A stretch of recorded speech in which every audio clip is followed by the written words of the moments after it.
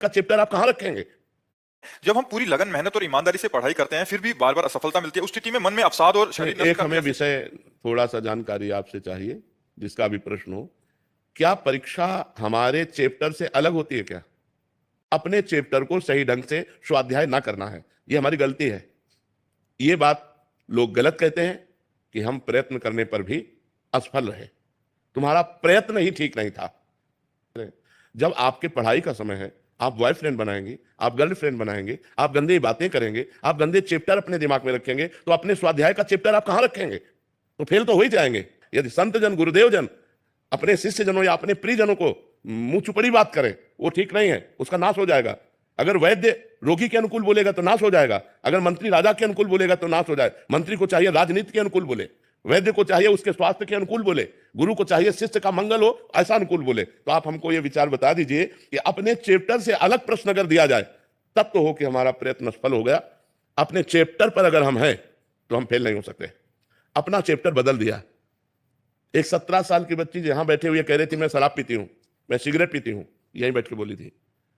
तो उससे मुझे लगता है अनुमान, जब प्रायः हम बच्चों बच्चियों से बात करते हैं, कि शायद ऐसी कोई बच्ची होगी जिसके बॉयफ्रेंड ना हो, शायद ऐसा कोई बच्चा होगा जिसके गर्लफ्रेंड ना हो, नहीं तो प्रायः इस गंदगी में बह रहे हैं बच्चे। अब जब तुमने इंद्रियों की विलासिता स्वीकार कर ली, व्यसन स्वीकार कर लिया, तो विद्या अध्ययन कर पाओगे? विद्या अध्ययन के लिए एक तपस्वी का जीवन व्यतीत करना पड़ता है, ब्रह्मचारी, पवित्र आहार, समय से उठना, समय से सोना। और आप फेल हो जाओ तो हमें बताओ। बचपन से ग्रंथ पढ़ रहे हैं, इतने इतने मोटे धर्म ग्रंथ हैं, आज आप प्रश्न कर रहे हो, उन्हीं से उत्तर दे रहे हैं। शास्त्रों का स्वाध्याय न किए हो तो उत्तर कहां से आवे? धर्मयुक्त उत्तर होना, ऐसा नहीं कि मनमानी हंसी मजाक हो उत्तर। तस्मात् शास्त्रम प्रमाणम थे कार्य व्यवस्थित हो, एक भी शब्द मिस्टेक नहीं पाओगे। ढूंढ लो, किसी ग्रंथ में लिखा मिलेगा। ऐसे नहीं कि जो मन में आया सो हम बोल दिया, तुम्हें संतुष्ट कर दिया। तो भाई, यदि आप ब्रह्मचर्य नहीं रहोगे, आप धर्म से नहीं चलोगे, आप पवित्र भोजन नहीं करोगे, तो आपका दिमाग का ही काम नहीं करेगा, तो फेल तो हो ही तो जाओगे ना। एक जगह हम मानते हैं कि आपने बहुत ग्रेजुएट पढ़ाई की, आपने अच्छी पढ़ाई की, इसके बाद आपको नौकरी नहीं मिल रही, यह हम मान सकते हैं तुम्हारा बुरा प्रारब्ध है, तुम्हारा बुरा भाग्य है जो तुम्हें आगे नहीं बढ़ने। लेकिन फेल होने में हम नहीं मान सकते। फेल होने में भाग्य नहीं, तुम्हारी असफलता है, तुम्हारा प्रमाद है, तुम्हारी गंदी बातें हैं। जो तुम मोबाइल में समय देते हो, जो तुम गंदी बातों में समय देते हो, अगर अपने चैप्टर पर समय दो तो आप कंठस्थ कर सकते हो। हम कह रहे हैं 4 बजे उठकर हर विद्यार्थी किसी भी ग्रंथ का पाठ करे, अगर उसे कंठस्थ ना हो जाए तो हमें बताओ। कितने बड़े बड़े ग्रंथ हैं तुम्हारे, इतने मोटे मोटे हमारे धर्म ग्रंथ हैं, इतने मोटे मोटे ग्रंथ हैं। तो आप अपनी असफलता का स्वयं कारण है, ना कि भाग्य, ना कि कोई देवता।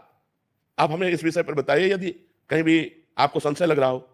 ब्रह्मचर्यहीन जीवन स्मृति विहीन जीवन है, और ब्रह्मचर्य युक्त जीवन स्मृतिवान जीवन है। कम से कम 22 वर्ष तक तो ब्रह्मचर्य रहना चाहिए, चाहे बच्ची हो चाहे बच्चा। 22 वर्ष तक तो 10-5 बॉयफ्रेंड गर्लफ्रेंड हो जाती है। ये व्यभिचार प्रवृत्ति है, ये गंदी प्रवृत्ति है, ये पाप प्रवृत्ति है, और वो बढ़ती चली जा रही है। तो ऐसे ही 10वें बच्चों से जब या बच्चियों से संपर्क होता है तो अपनी पत्नी या पति पे प्यार नहीं होता, वो गलत धर्म से बाहर वो अपना जीवन व्यतीत करते हैं। इसलिए हमारी प्रार्थना है, हम असफलता को सफलता में बदलने के लिए मनुष्य जीवन प्राप्त किया है, पर संयम, तपस्या, व्रत, नियम, इनके द्वारा हम अपने आए हुए बुरे प्रारब्ध पर आक्रमण करके हम विजय प्राप्त। आज ये सब कहां रह गया? बच्चियां शराब पीती हैं, सिगरेट पीती हैं, खुद बताया, हमको क्या पता चले। अब बोलो नए नए बच्चे बच्चियां एक क्लब जाना है, गंदी बातें करना। अब ये कैसे? पढ़ाई का समय है इस समय। 20-22 वर्ष तक आप ब्रह्मचर्य लेकर पढ़िए, और यदि आपको कोई परास्त कर दे तो हमें बताइए। आप खुद अपने संयम को बिगाड़ रहे हैं, छोटे छोटे बच्चे बिगाड़ रहे हैं। तो हम ये नहीं कहते कि आप ये हो गए गर्लफ्रेंड बॉयफ्रेंड, लेकिन हम कहते हैं ये आदतें, ये मोबाइल की गंदी बातें, ये हमारे दिमाग को अपनी तरफ खींच लेती हैं, जिससे हम अपने चैप्टर में स्थित नहीं रह पाते और हम फेल हो जाते हैं।